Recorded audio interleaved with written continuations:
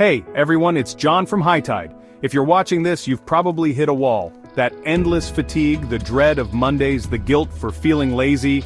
I've been there. But here's the thing, you're not alone. And more importantly, it doesn't have to be this way.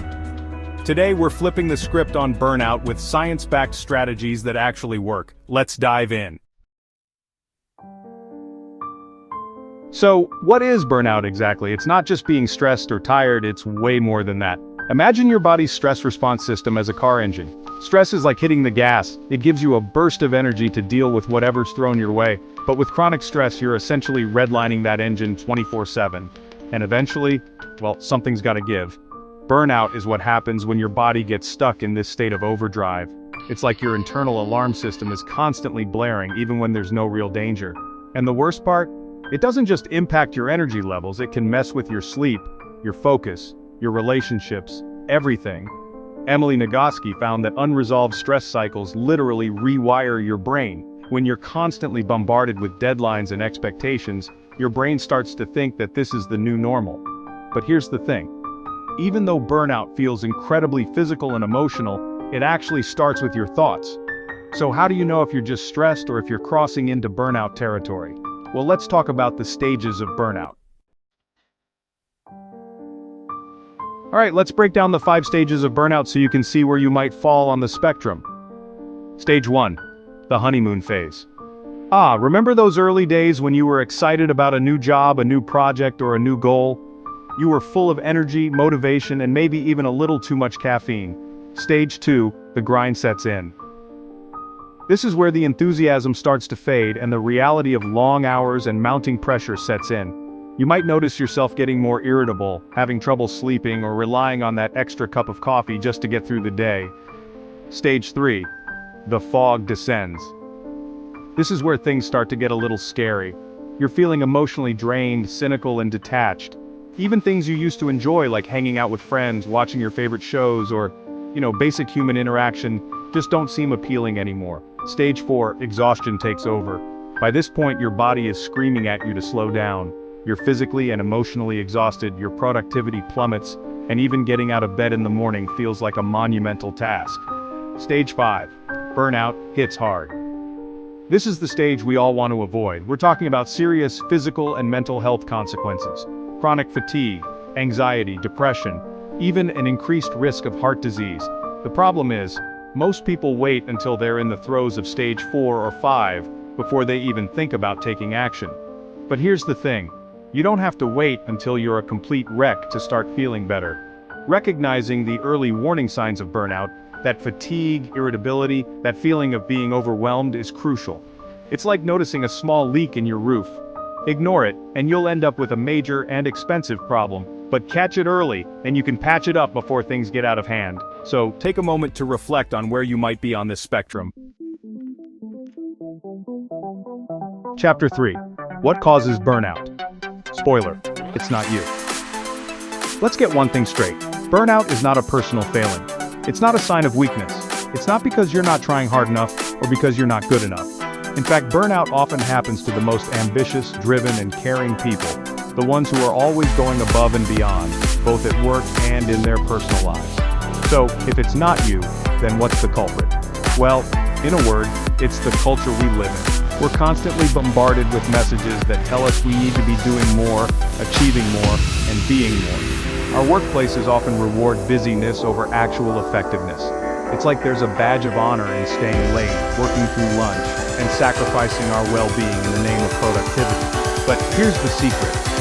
Burnout isn't your fault, it's your biology fighting a broken system. Your body wasn't designed to operate at this constant level of overdrive. The good news is, once you understand the real culprit behind burnout, this always-on, hustle-obsessed culture, you can start to challenge those unhealthy expectations and create a more sustainable way of living. It's time to reclaim your time, your energy, and your life. Chapter 4. Burnout Recovery. 5 steps to reclaim your energy. Okay, so we've covered what burnout is, the stages, and the cultural factors that contribute to it. Now let's talk about what you can actually do to recover and reclaim your energy. Step 1. Complete the stress cycle. Remember Emily Nagoski and her research on how unresolved stress cycles rewire your brain? One of the most powerful things you can do to combat burnout is to help your body complete those stress cycles. Think about it. When you encounter a stressful situation in nature, your body goes through a natural response. You might run away from danger, fight back, or freeze in place. And once the threat is gone, your body releases all that pent-up energy, your heart rate slows down, your breathing returns to normal, and you feel a sense of relief. But in our modern world, we rarely experience those natural releases. We bottle up our stress, ignore our body's signals, and keep pushing through. So, how do you complete the stress cycle in a way that works in the 21st century? It's all about finding healthy ways to release that pent-up energy. It can be as simple as dancing it out to your favorite song, screaming into a pillow, going for a run, or even giving someone a 20-second hug. Step 2. Micro-boundaries are your new superpower. Setting boundaries can feel overwhelming, especially if you're used to saying yes to everything and everyone. But it doesn't have to be all or nothing. Start with what I call micro-boundaries. These are small, seemingly insignificant ways to create space for yourself throughout the day. For example, instead of responding to emails the second they come in, create a designated time to check them a few times a day.